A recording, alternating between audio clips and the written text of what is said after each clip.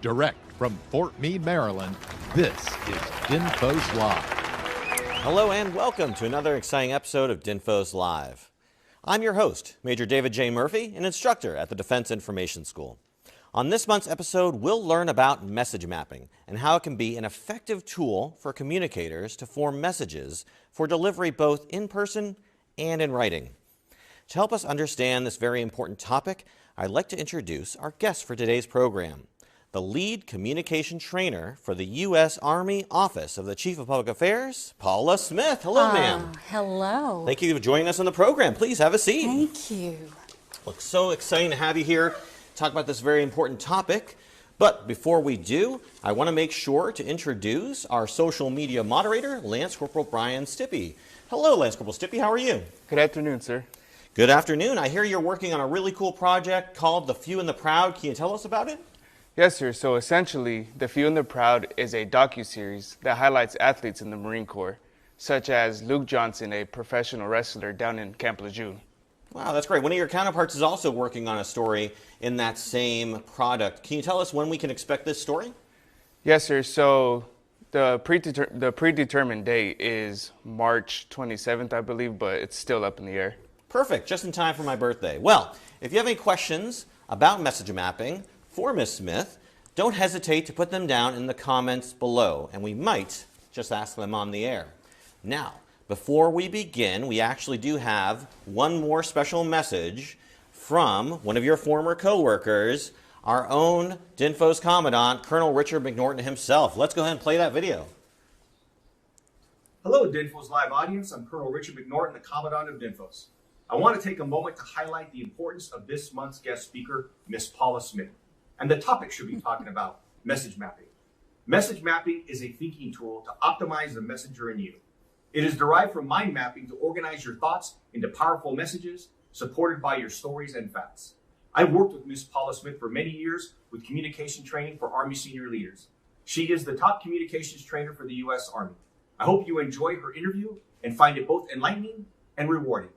Ms. Smith, the floor is yours. Well, that's great. I couldn't have said it better myself. What an intro, huh?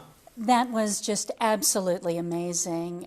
Colonel McNorton, what an extraordinary leader, but also a great PAO. And he made sure that every step along the way, and all these years of working with him, when I'm working this mapping tool, it's just extraordinary. He would say, "What is this? What are you doing? What is its purpose?" And he saw it for what it was. So from that point forward, again, leading, training, doctrine, all the resources, he's all about it. I'm just so thrilled to hear from Colonel McNorton, and I'm so delighted to be here today. Well, we're delighted to have you, and we're going to get all into message mapping. But first, tell us about yourself. Give us a little bit of background on your career in this engaging communication field. Oh, my goodness. So born in St. Louis, reared in Arkansas, went to journalism school, so UCA, the University of Central Arkansas. I was not a sports reporter, but I did love to do the story on Scottie Pippen going on from the Bears into Chicago. So, nice. Yeah, it's absolutely a journey from an appreciation and a love for people, telling stories. And that said, I would say it's just been a marvel to really start there and then appreciate a journey to the Joint Readiness Training Center. They were training commanders how to deal with the press on the battlefield in a place called Fort Chaffee, Arkansas, on into Fort Polk, Louisiana, where we broadened the training and the scope there. It actually got much bigger for brigade-sized task force media on the battlefield. So I began to role play, and then I was a spokesperson, and then we did so many things there. Every leader along the way have groomed me. Wow. It's been terrific. And from the training center and all the lessons learned there, going to Washington, D.C., strategic outreach, and then again, executive communication training, that portfolio to get people powered before they go into engagements. And I believe it is one of the most worthy journeys. I choose to be here. I believe in our military, and thank you for your service, your mentorship, and what you do to train the future force. Well, thank you very much. I appreciate that. Well, let's get right on to what it is we're talking about today, which of course is message mapping. So can you tell us what exactly is this tool that we are so talking about today? It is absolutely the difference. It helps us to simplify, visualize, conceptualize, so that we can depict and discern with clear direction. And the tool is clearly something that we derived from the art and science of mind mapping. Tony Buzan, he died a few years back, and I always thought I would have a chance to meet him, but he gave us so much science about how the brain works and this idea of visualizing and also organizing your thoughts with a central idea. I believe on the screen we have a really superior example of one of the mapping drills and one of the maps he actually used to talk about your ideal future. And if you notice, there's words and visualization, and there's a lot going on. It might look chaotic, but indeed, it's the organization of ideas with purpose. And when we assemble information the way the brain works, not only do we increase our recall, we relax our mind and our body. We're well composed and we are very well spoken. If you think of mapping as kind of like the sun, it is a way for us to see that central idea with a clear frame, a mental frame, and a focus so that we can radiate forward with all of our ideas, statements, facts, stories, content, all of that, again, through the person's point of view, but also recognizing the audience. I do think there's some value into recognizing the left and right journey that we take when we read those lines of how we read and how we process, how we write plans. It's just not how we speak. And so when you think of visualizing and seeing so that you can really depict and discern, that association is all the difference. Preparing for an engagement, finding positive outcomes. So when we think about this sequential path of finding clear intentions, when we think about aligning ourselves with the organization and being that image that is present, that personal intent, aligning it with organizational intent. The mapping allows for us to do that so that our body, our voice, and our words really come together in a very authentic, accountable, and very credible way. We are looking at a frame here that I really do like to highlight because intent really will decide whether our body language, our thinking, and our speaking is, again, in harmony with really how we speak and present ourselves. So finding that harmony, the difference is when you mentally process, it is the difference. Yeah, no, absolutely. Why is message mapping such a critical step for effective communication? It is so very critical because if you think about all the planning that we do using the operational process, we develop campaigns. You're teaching at the schoolhouse how to frame with objectives and deliverables and how to present material, and considering also the audience that's so important to us to tell our story. So that framing and that written frame left to right is so critically important. Now, all that framing is terrific because it does give us the intention.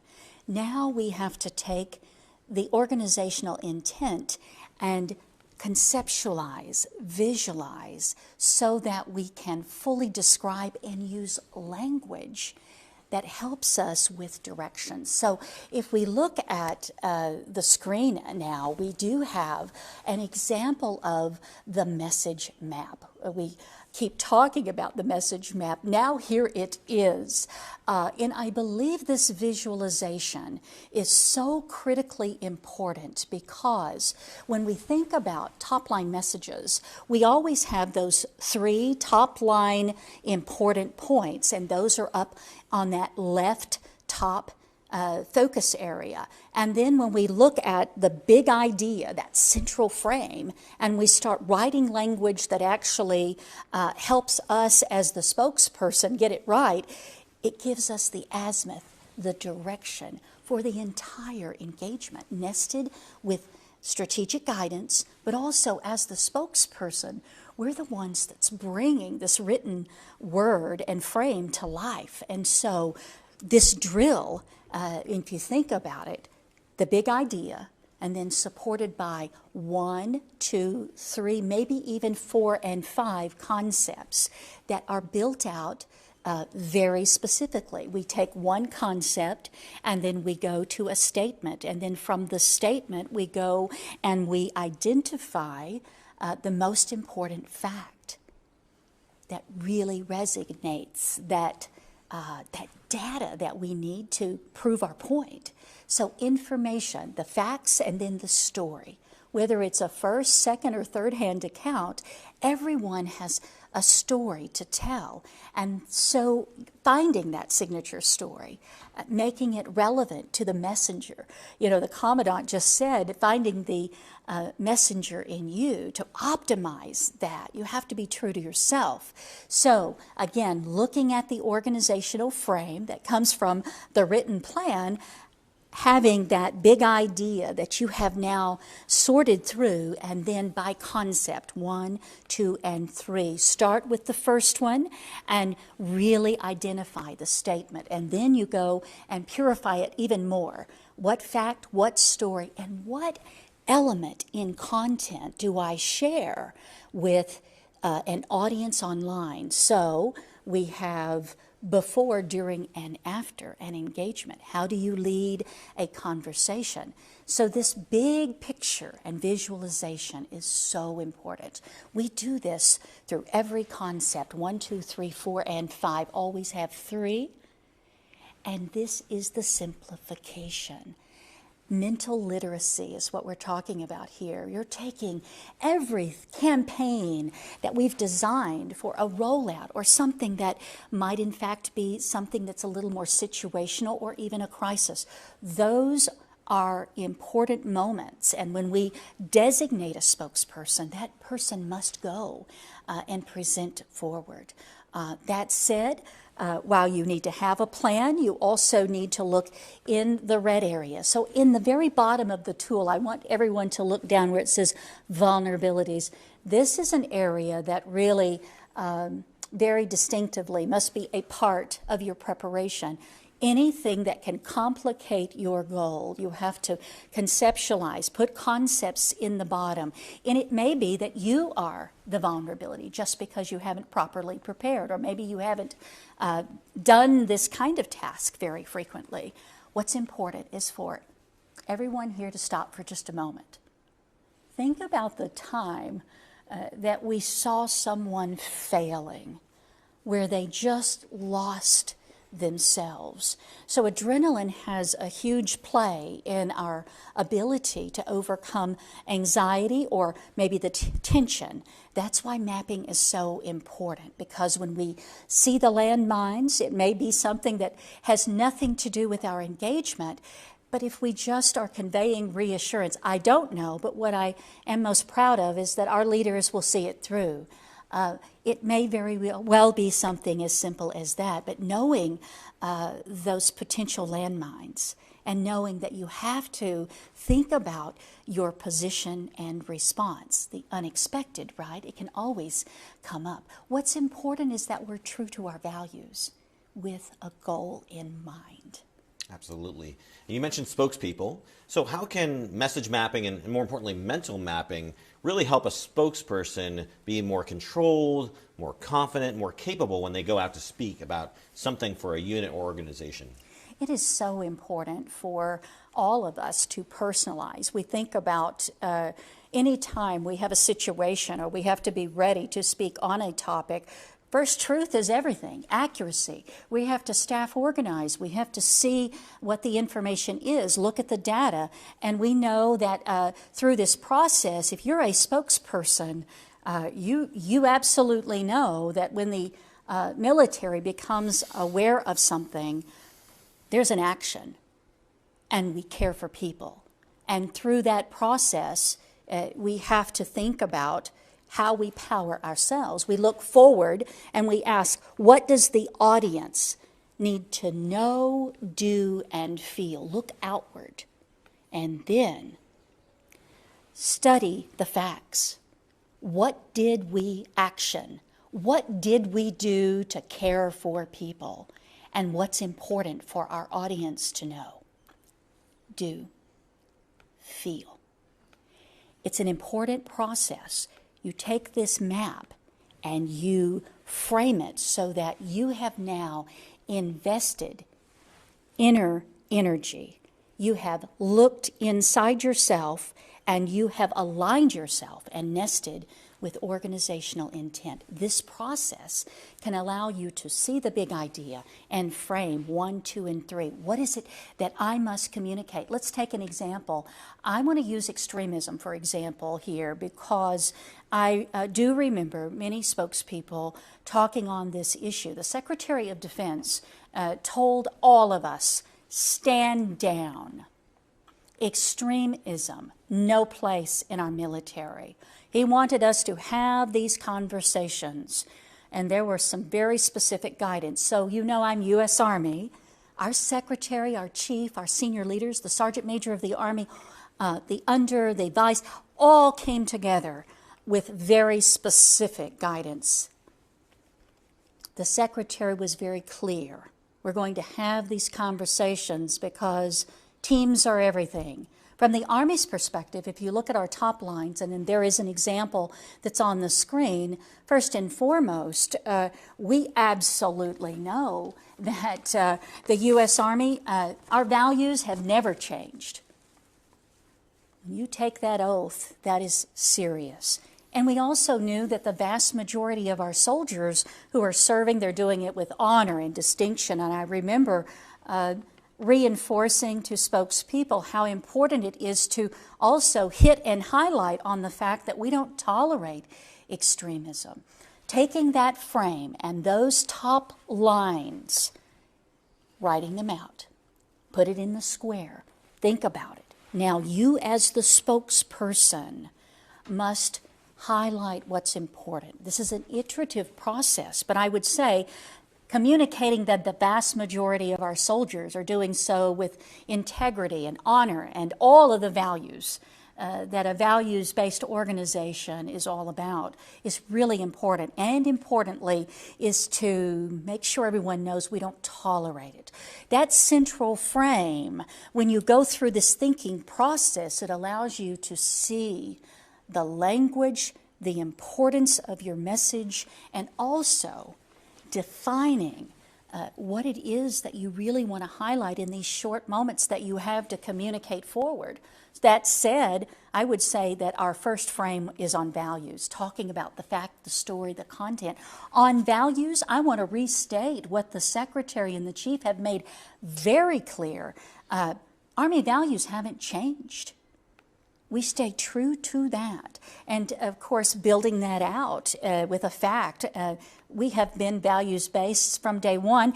Character matters, inside and out, and of course, restating how the Secretary required us. What was happening at the time of these stand-downs?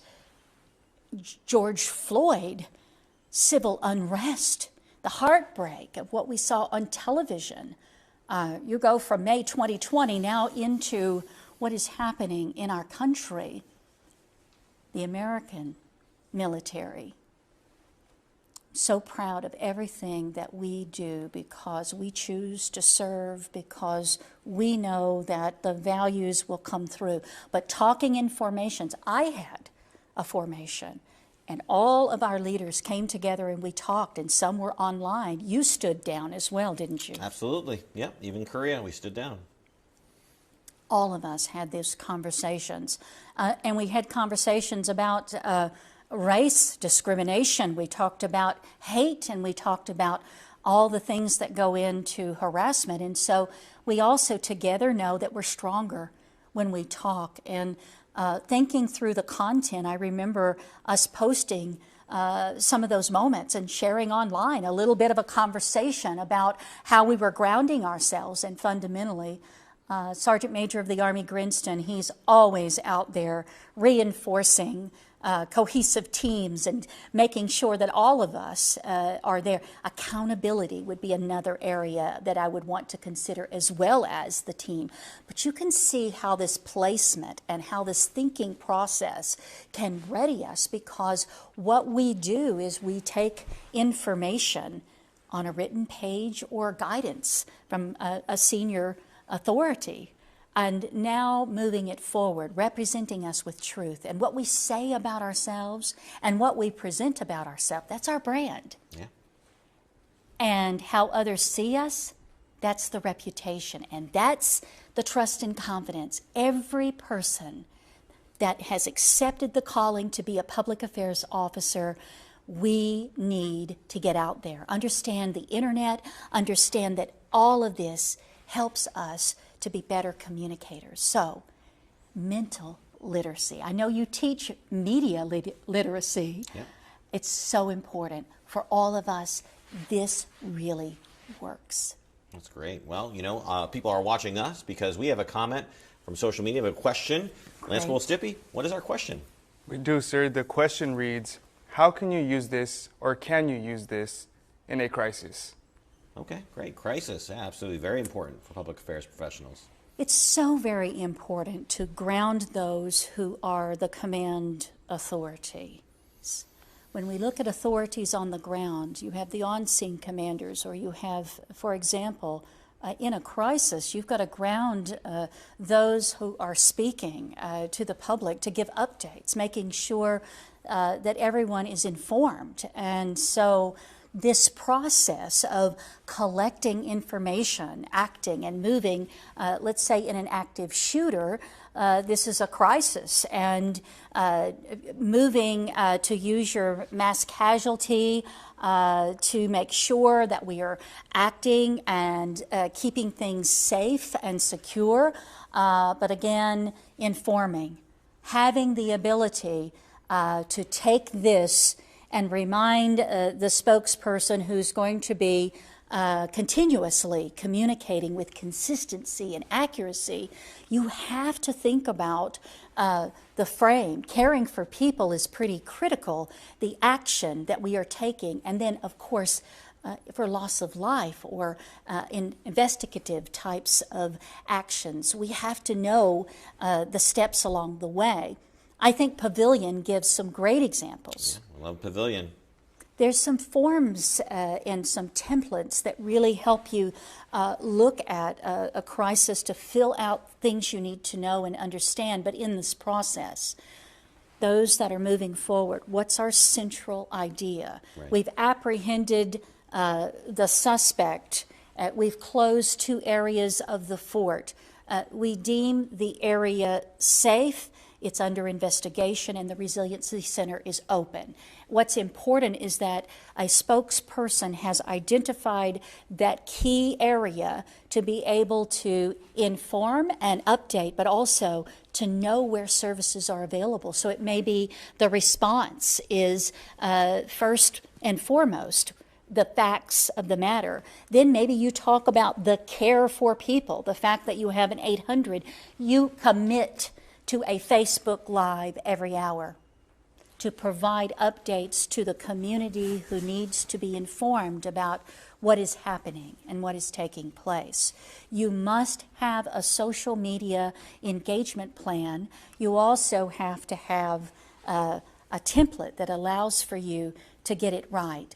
You have to be succinct and protective. If the investigation is ongoing, you certainly talk about the investigation is ongoing, and the fact of the matter is you're not going to be able to speak to that very much. However, when you've thought about the key elements to convey in a time of crisis, not only are you more deliberate and direct, you are consistent, and you can do this with just such authority and composition because you are comfortable in that you know what the update is.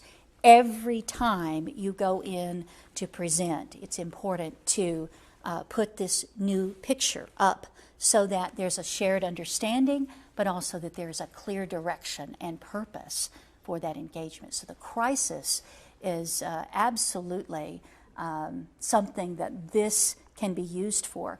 I remembered so vividly in 2019 and 2010, so many times when we would work with different ones that were getting ready to, again, what are the facts, and then how do you prepare yourself to be ready to meet the cameras or to be able to talk with key leaders on a topic. Again, it's that processing, and for us, we must be ready. Engagement ready takes time, and so when we mentally prepare, we find ourselves relaxed, but also pointed with that mental GPS that gives us direction for our communication. Absolutely. And we've got more communication from social media. What's our next question, Lance Corporal Stippy? Our question from Devon Ando asked, are there specific considerations when it comes to mapping messages to counter mis- or disinformation? Good one. It's a terrific question. Here's what we know. There's contested space out there. The frequency of our voice, the ability to map a strategy that allows for us to tell who we are and what we do more frequently, allows us to absolutely counter the bad information. We need to be talking about the good information to be able to, with speed and some level of not just urgency, but this idea of populating our stories, getting out there and proactively asserting our voice, our content, also to counter. We know we're learning that misinformation and disinformation, we can kind of see if we have bots that have a way of speaking that's not authentic at all. Sure. So as we learn through media literacy, we have to continue to see when there's gaps. But also importantly is that we have to have ready material and be more willing to talk about the good things that we are doing in response. So I love that question. Thank you. All right, great. Well, earlier you mentioned know, do, and feel. And that really aligns almost directly with a concept that we teach in this schoolhouse called knowledge, attitude, and behaviors, right? We're communicating to affect knowledge, attitude, and behaviors. In order to do that effectively, we need to know who our audience is, or specifically our stakeholders, our key publics, and our publics and whatnot. How does message mapping fit in or utilize audiences and knowing those audiences and organizations we're talking to? We're really trying to mapping out a strategy, a communication strategy. I think we do that very well when we're writing out campaign plans and thinking through rollouts and certainly critical changes or actions that we're taking. What is so wonderful, though, is when we are able to see exactly what it is that we want to communicate. That written frame is so critical. But when we take time to look outward, see our audience, and know that they have certain expectations, so informing them or certainly giving them the weight of a tangible piece of evidence that shows them who we are and what we do. But we have to consider their needs because they're the ones that will decide whether we've been effective or not. So what are their needs and how do we connect to them with the right language, but also the right examples and actions that bring us closer together? So seeing forward to the audience, then we map. and we scale ourselves to consider the language so that we inform ourselves. And this personal process, we know our values. We are values-based, all of us. So framing and seeing the needs of the audience and then looking at how we want to present our language, and also what setting and certainly what content we want to share. All of this is a consideration, and when you map a course, you can see it, you can depict and discern, and also audiences. When we're having a conversation, sometimes they'll give us feedback and say, I didn't quite understand that, or could you explain that a little bit better? And I think that's where this connection is so critically important. And adapt your map. Map a strategy so there's an articulation strategy, but at the same time we want to make sure that they are getting a feel and a connection with us through, again, who we are and what we do. A trusted organization, it requires a relationship. And so those relationships, that's what we're building every single time. The map is a critical step. Yeah, so it sounds like you really need to keep your audience, your public, your stakeholders, all those in mind as you're building the whole map, right?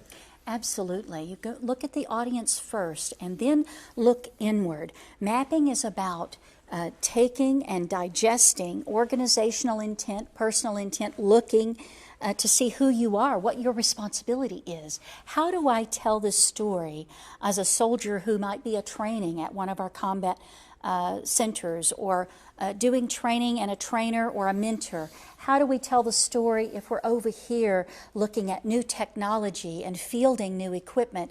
All of us together have to really look at ourselves, and it's that inward focus that allows for us to see that central idea, the stories, 1, 2, and 3, the concepts that are most important, statements that are purified and direct and succinct, simple, a fact, a story, a piece of content. And these considerations make all the difference. But you cannot go without looking forward at your audience. You know, every single time when we see a plan and we read it, plans are just plans. It takes a person to bring that to life and to tell our story in a very meaningful but personal way. And so this tool really works. I have seen the difference. And we talked about 2010 and that first TED Talk and the different speakers who had these amazing stories to tell. Yeah, I remember that TED Talk. It was great. Wasn't it fabulous? We had female engagement team representatives. We had an Army spouse. We had pilots. We had this amazing group of leaders. Yeah. And everyone really began to see their stories, but with such a small amount of time. What's most impactful? How do you tell your story with the elements that matter most? And to the audience, how will they see us? Yeah. And so this mapping tool, we've been working for a very, very long time. And what we have learned is when you go through a mental process, laying this out, it not only powers the individual, it also, in a team, it can give you a common operating picture so that everyone's on the same azimuth with shared concepts that help us, again, to present the best qualities of us when we're engaging. Wow, that's great. Well, I think Lance Corporal Stippy and I are going to have to switch places because we got another question from social media. Hit us. We do, sir, from Staff Sergeant Slaughter. How do you know when you've done your message mapping correctly? Is there a shorthand for evaluating? Good question. You know, this is terrific because wonderful question. The message map is yours. Finding consistency, finding your voice, helping the team to find their voice, aligning it with our organization, making sure that the language that we use is one with intention, one that represents, again, who we are and what we do, the values of taking the oath in service and the stories that we tell. You're the creator And so it's your map. Think about going back to the example of Buzan's map. We showed an example that might have looked a little chaotic for someone who maybe had never seen a mind map before. Buzan talked about the ideal future and had very specific things that were related to his story and his journey. I would never be able to deliver Buzan's map because it was personal to him. Oh, yeah. You see, you couldn't either. We would have to personally associate. We know, though, when we're sharing ideas and we are organizing our thoughts to be powerful, deliberate, succinct, and on the intended message and communicating the facts that supports what we're saying, we're very powerful. So Buzan really has shown us the importance of mind mapping, message mapping. Really, it's a creation of those who are getting really ready to deliver our message. And having this methodology at your fingertips, it's fantastic. Now, I would say that we must always assess, right? We plan, prepare, assess, we execute, assess, and then we know in our assessment if we see that someone might be misunderstanding us, maybe we tweak a little bit. Yeah, it is through feedback and also through practice that we really champion our language, but the language has to be informed by the audience and their considerations first. Right. And that's important. Thank you so much. That was a great question. Thank you. Yeah, no, evaluation is critically important. It's what we teach at the schoolhouse is RPI, research, planning, implementation, and evaluation. So it has to be done not only at the end, but throughout the whole process. So that's great to understand that. You know, of course, when a communicator is working to plan and prepare to convey something, right? Because our public affairs professionals do that all the time. Where should they fit message mapping into that process? Is that at the beginning, at the middle, at the end? Where exactly should they fit message mapping in? Well, I always believe it is beginning, middle, and end, but it's so important to really see that having a framed narrative, that written frame when you're planning and you're writing these communication strategies, the only way you can be successful is to have a strategy and a plan. From that, you know the preparation. In the preparation, you're deciding who your spokesperson or your representative, maybe it's a multiple group of different individuals coming forward to represent us. That said, it's in that preparation when you have looked at the facts, you've done that staff coordination, you look at outcomes, you look at strategic guidance, right? We have a defense strategy. We have certainly, the Army has priorities, and our Secretary has made it very clear that everything we do is going to be aligned with strategy. We have some work to do. We have some recruiting shortages, and it's going to take all of us to make sure that we're connecting, and this mapping process can really, really help us to feel more comfortable, but also to be on target. Yeah, no, absolutely. And you know, the mapping process is a tool, right? We hope it's that tool that all communicators will add to their tool belts. But how does this tool specifically fit in with other more traditional tools that many of our communicators are probably more used to and understand? You know, things like public affairs guidance or the communication planning process. How does this tool fit in with those? I say every single time, take that guidance and lay the map right on top of it all. Okay. Now, the synthesis is happening.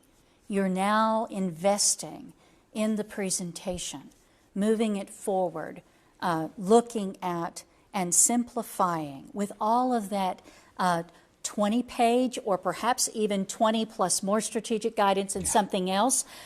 We're formulating, again, the messages and, of course, the action, the facts. We have to staff coordinate in order to have that written guidance. But when you bring that to life and you look at a delivery strategy, it helps us not only with our communication and presentation, it also helps us in our writing and everything that we present from there on out, because this is the delivery strategy. And so using all of those products is very helpful. And you have to think through the counters, right? And you have to think about all the things that's important. Having an objective, how do you measure unless you have some communication objectives? Yeah. And measuring our effect. We've got to hear and listen to our audience, and being online, having internet warriors who are listening and learning the sentiment and using those tools to help us, again, appreciate where the audience is coming. And so mental framing, that framed picture of where you want to go, is a simple picture that allows everyone to have direction. It makes all the difference. Yeah, absolutely. You mentioned internet warriors, and many times internet warriors is synonymous with social media warriors, right? And so social media is obviously something that we can't help but have a place in when we're communicating. So how can we utilize message mapping for an effective social media campaign? Absolutely. And what I love to see is when we're organizing our thoughts and we're talking in teams about a particular deployment, for example, and you ask the commander and the soldiers all around, what's the frame of the guidance, and then what's your central idea?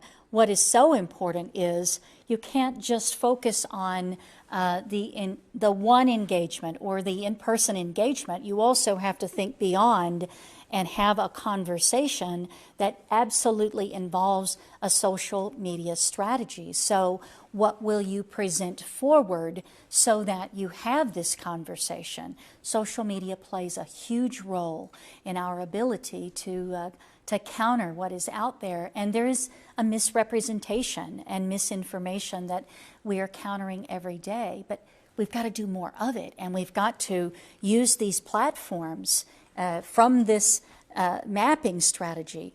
What picture do we want to take to share with the world that shows exactly what we're doing? Because if we're doing all these great things and no one knows about it, we've lost that opportunity, and we can't afford to miss those opportunities. So framing, the mapping, thinking about all of the content, and maybe when you get in the middle of an engagement, you see where we need to add something to this, because we're watching, we're learning, and we're hearing what other voices are telling us. So we maybe need to qualify a statement. So there's a lot to it, but you can see when you have that big picture, it can really help. Oh yeah, no, absolutely, and that's great. Thank you for presenting, obviously, the big picture of that concept, but the big picture of message mapping as a whole. We really appreciate that. Before we say goodbye to you, though, today, is there anything else you'd like to add?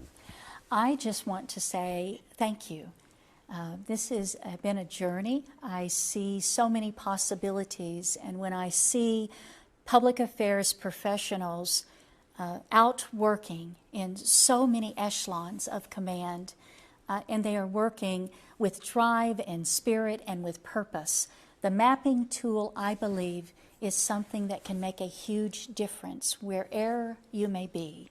So use it to help everyone around you be more comfortable with engagements. And I just appreciate everything you do, Major Murphy and the entire team. Thank you so much. Well, we appreciate you, and appreciate you taking time out of your busy schedule to talk to us about this very important topic.